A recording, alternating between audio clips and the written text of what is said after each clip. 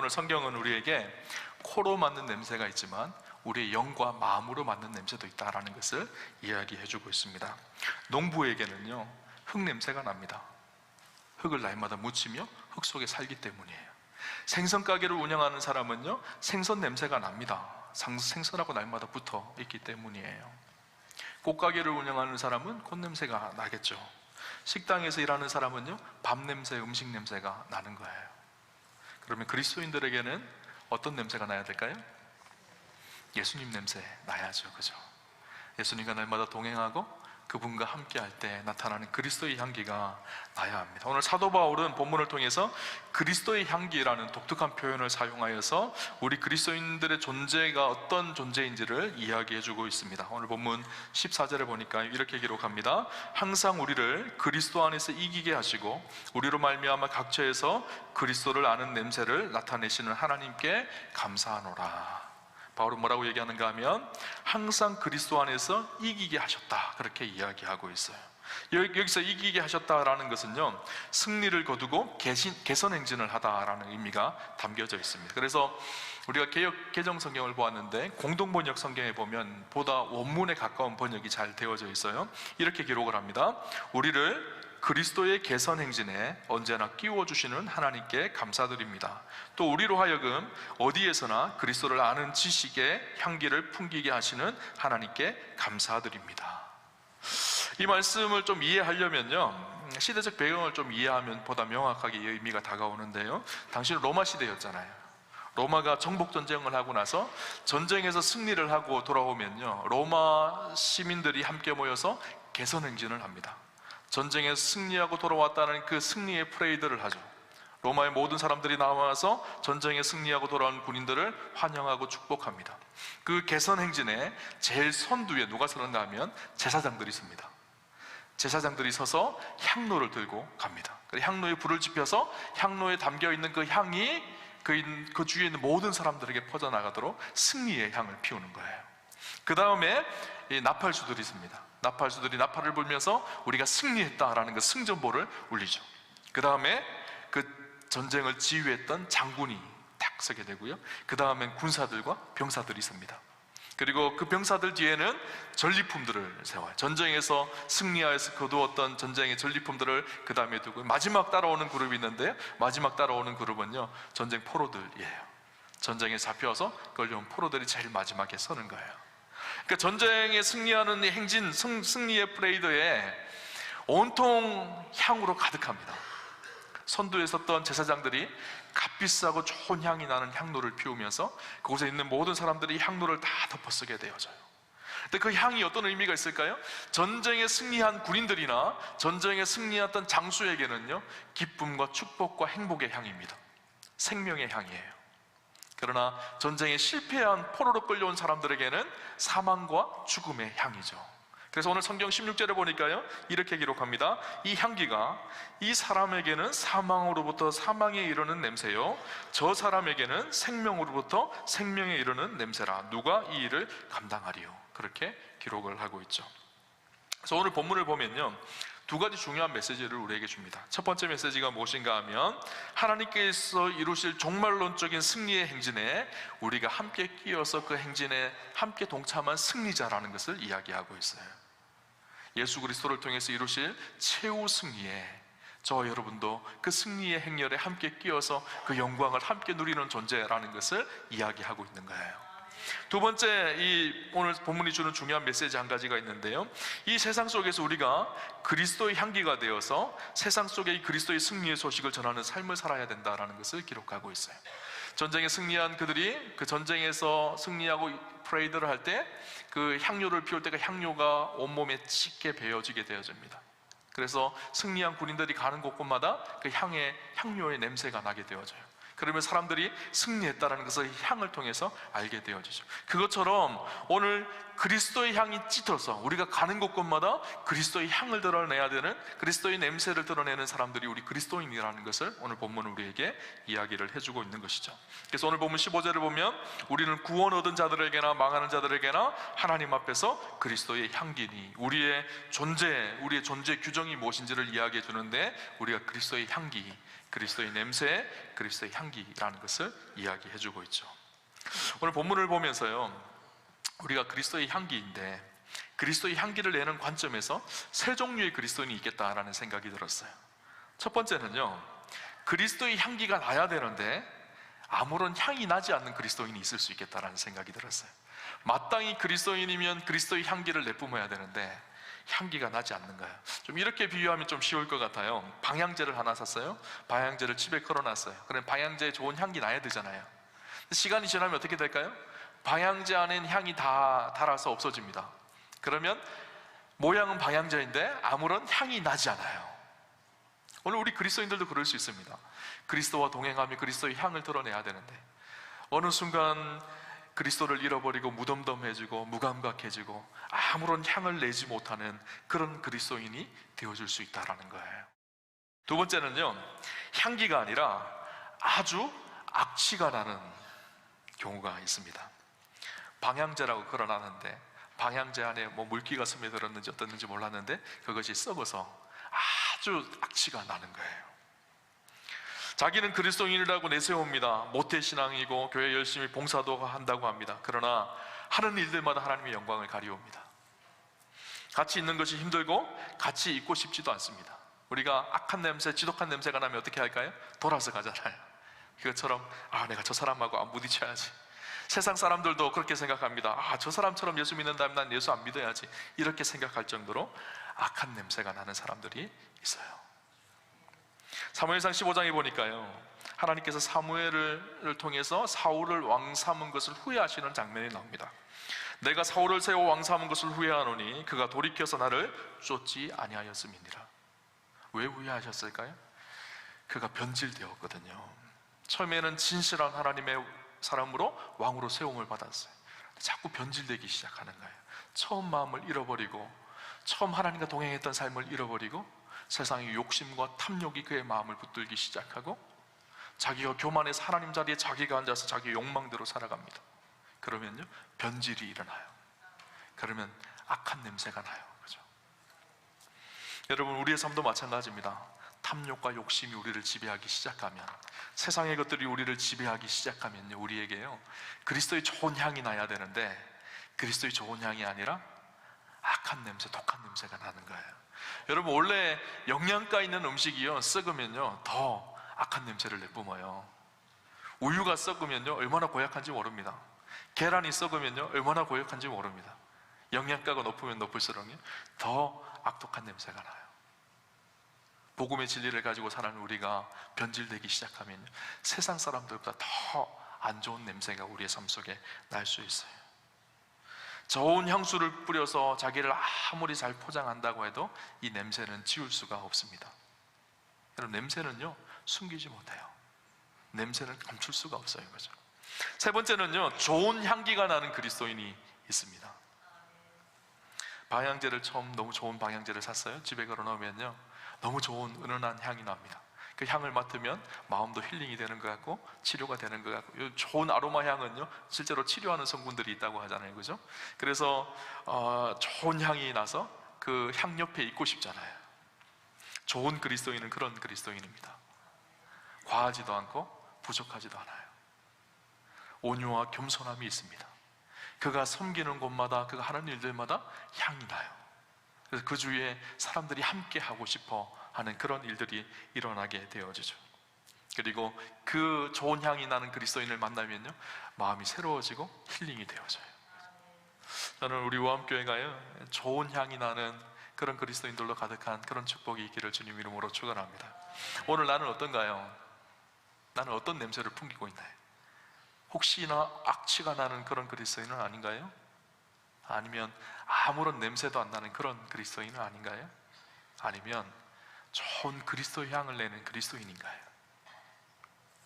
어떻게 하면 우리가 좋은 향을 내는 그리스도인이 되어질 수가 있을까요? 첫 번째는요, 예수 그리스도로 충만한 삶을 살 때 그리스도의 향기가 납니다. 무엇이 담겨 있느냐에 따라서요, 그 담겨 있는 것이 향기로 드러나게 돼 있거든요. 아까 제가 서두에 말했던 것처럼 이 제사장들이 흔들고 가던 그 향로 안에는요, 향이 담겨져 있어요. 그래서 향이 나는 거예요. 오늘 우리의 삶도 마찬가지입니다. 우리의 삶에 그리스도로 충만하였을 때, 그리스도가 우리 안에 충만하여서 우리와 동행하기 시작할 때, 우리가 말하는 것이나 우리가 행동하는 것이나 그리스도가 드러나고 그리스도의 향기가 나기 시작하는 거예요. 세상의 것으로 가득하기 시작하면요, 세상의 냄새가 납니다. 온통 내 머리와 내 마음속에 돈으로 가득하면요, 돈 냄새가 나요. 그 사람 이야기하면요, 돈밖에 생각나지 않아요. 오늘 우리의 삶에요, 그리스도의 향기가 나야 되잖아요, 그죠? 외국에 이런 동시가 있다고 합니다. 한 나그네가 한 덩이의 진흙을 얻었습니다. 그 진흙에서는 아름다운 향기가 발산되었습니다. 나그네가 물었습니다. 너는 바그다드의 진주냐? 진흙이 대답했습니다. 아니요. 그럼 너는 인도의 사양이냐? 그것도 아닙니다. 그럼 너는 무엇이냐? 나는 한 덩이의 진흙일 뿐입니다.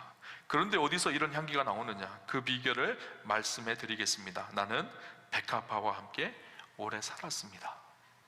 내가 좋은 향이 나는 이유는요, 백합화와 오래 살았기 때문에, 좋은 향이 나는 백합화가 나와 함께 있었기 때문에 내가 좋은 향이 난다는 거예요.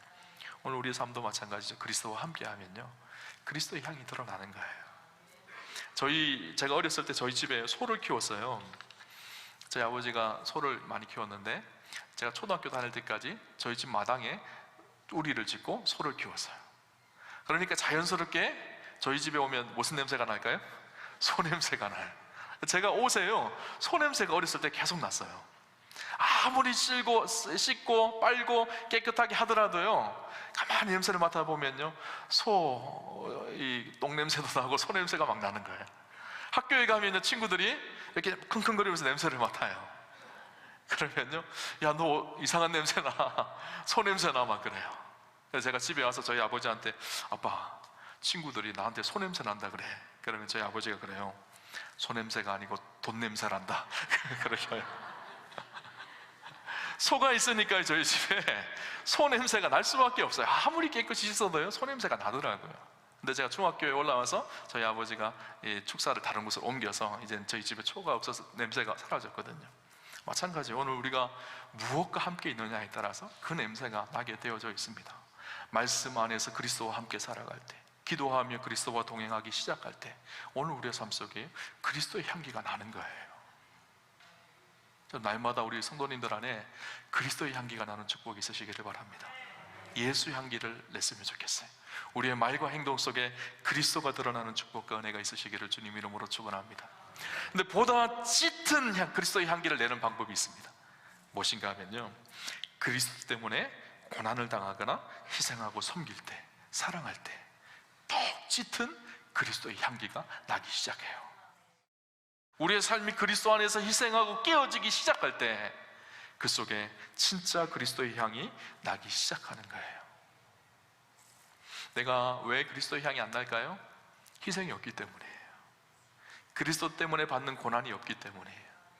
그리스도 때문에 당하는 사랑과 섬김이 내 안에 없기 때문이에요. 그러니까 아무런 향이 안 나는 거예요.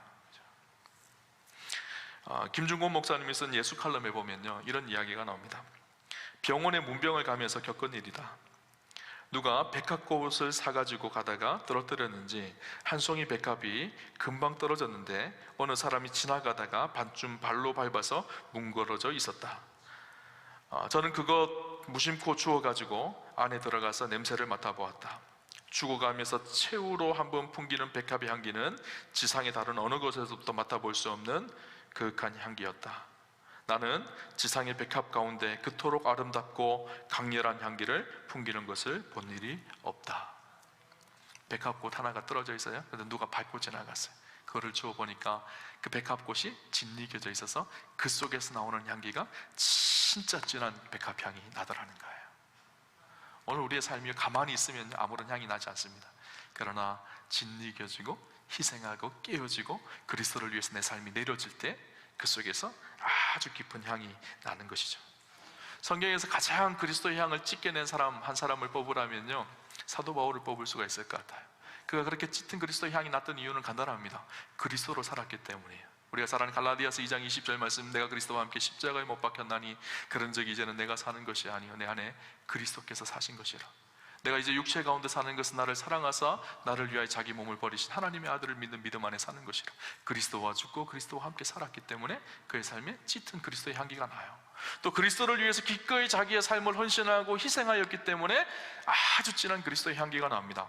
고린도후서 11장에 보니까요, 이 사도 바울이 당한 고난에 대한 이야기가 기록되어져 있어요. 내가 수고를 넘치도록 하고 옥에 갇히기도 더 많이 하고 매도 수없이 맞고 여러분 죽을 뻔하였으니 유대인들에게 40에서 하나 감한매를 5번 맞았으며 3번 태장으로 맞고 1번 돌로 맞고 3번 파선하고 일주야를 깊은 바다에서 지냈으며 여러 번 여행하면서 강의 위험과 강도의 위험과 시내의 위험과 광야의 위험과 바다의 위험과 거짓 형제 중의 위험을 당하고 또 수고하며 애쓰고 여러 번 자지 못하고 줄이고 목마르고 여러 번 굶고 춥고 헐벗어노라. 그리스도를 위해 당한 고난이 그의 삶 속에 꽉 차 있었어요. 사도 바울은 그리스도의 남은 고난을 내 육신에 채운다라고 고백합니다. 그의 삶이 그리스도의 향기가 날 수밖에 없었죠. 그리스도를 위해서 기꺼이 섬기고 희생하고 헌신하고 자기를 낮추고 자기를 깨뜨리기 시작하니까 그 속에 그리스도의 향기가 진하게 드러나는 거예요. 그죠? 그리스도로 인한 깨어지는 것이 없이, 자기의 희생과 헌신과 섬김 없이 그리스도의 향기가 잘 나지 않습니다. 그죠? 지난주에 우리 마을장 리더 모임에서 성지순례를 다녀왔어요. 국내 성지순례를 다녀왔는데 서천과 김제를 다녀왔습니다. 서천에 가니까요, 우리가 잘 아는 아펜젤로 선교사님이 순직기념관이 있어요. 그곳에 잠깐 들렀는데, 아펜젤로 선교사님을 잘 아시죠? 감리교 최초의 선교사님이었죠. 우리 장로교 최초의 선교사님은 원더우드 선교사님이고, 감리교 최초의 선교사님 아펜젤로 선교사님, 두 분이 동시에 1885년에 한국 땅에, 조선 땅에 발을 내딛었습니다. 근데 그가 평생 조선을 사랑하고 복음을 전하면서 귀한 사명을 감당하죠. 그런데 그가 44살의 젊은 나이에 죽습니다. 죽었던 이유가 인천에서 목포로 성경 번역 사역을 하러 배 타고 내려가던 중에 배가 충돌하여서 침몰하여서 가라앉아서 죽게 되어져요. 그때 아펜젤로 선교사님이 많은 사람들의 증거에 의하면 갑판 위에서 충분히 탈출할 수가 있었고 구명보트를 타고 나갈 수 있었는데, 그가 구명보트를 타지 않고 오히려 배 밑으로 들어가 사람들을 건져내고 구하기 위해서 뛰어들어갔어요. 그러면서 자기도 그곳에서 빠져나오지 못하고 결국 순교를 당합니다. 그의 삶이 아름다운 것은요, 그리스도 때문에 당하는 고난과 희생과 헌신이 그의 삶 속에 있기 때문에 그리스도의 향기가 그의 인생 가운데 짙게 나온 것이죠. 그리고 또 방문한 곳이 바울선교회를 방문했는데, 바울선교회 수많은 선교사님들을 파송하잖아요. 근데 그곳이 아름다웠던 이유가요, 그리스도의 복음을 위해서 지금도 수많은 젊은이들과 수많은 그리스도인들이요, 열방 가운데 힘들고 어렵지만 스스로를 낮추고 자기를 깨뜨려서 그리스도를 위해서 희생하는 그 모습이에요. 그리스도의 향기를 드러내는 모습이에요. 그리스도인으로 가장 농도 짙은 삶을 사는 방법은요, 선교사로 사는 삶이라는 생각이 들어요. 그리고 간 곳이 있는데요, 김제에 있는 금산교회를 갔습니다. 김제의 금산교회는 특이한 교회예요.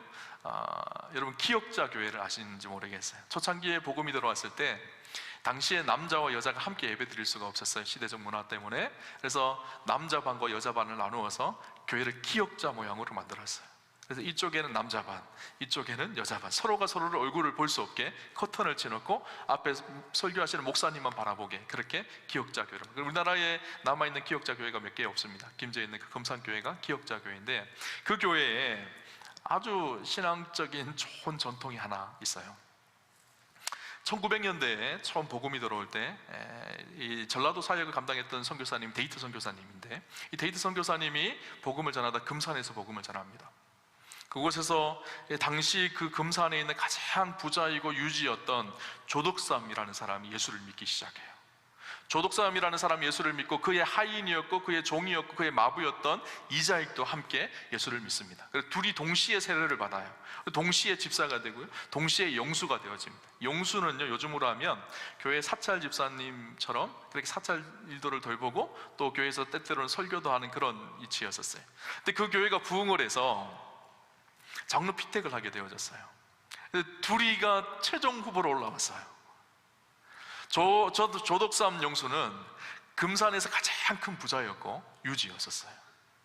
그리고 교회를 건축하기 위해서 자기 땅 전부를 내어놓고 그 땅 위에 교회를 건축하게 해줬거든요. 그리고 교회에 헌금하는 헌금의 대다수가 조덕삼 영수가 하는 헌금 때문에 그 교회가 세워진 거예요. 당연히 사람들 생각 속에 누가 될 줄로 생각을 했을까요? 조덕삼 영수가 될 거라고 생각을 했어요. 이자익 영수는 그 조덕삼 영수의 종이었어요. 마부였었어요. 그래서 장로 피택을 했는데 누가 됐는가 하면요, 이자익 영수가 된 거예요. 종이 되어진 거예요. 하인이 되어진 거예요. 사람들이 다 깜짝 놀라서 침묵을 지키고 아무 말도 못했어요. 교회가 큰일 났다, 교회가 갈라질 수도 있겠다, 이런 생각이 들었던 거예요. 실제로 당시에 승동교회나 서울의 연동교회 이런 데는 교회의 하인이 먼저 장로가 되는 바람에 교회가 깨어지고 갈라지는 교회들이 있었거든요. 모두가 침묵을 지키고 있을 때 조덕삼 영수가 강대상에 나와서 이렇게 얘기합니다. 이 결정은 하나님이 내리신 결정입니다. 우리 금산교회는 참으로 훌륭한 일을 해냈습니다. 저희 집에서 일하고 있는 이자익 영수는 저보다 신앙에 대한 열의가 대단합니다. 참으로 감사합니다. 나는 하나님의 뜻을 겸허히 받아들여 이자익 장로를 잘 받들고 교회를 더욱 잘 섬기겠습니다.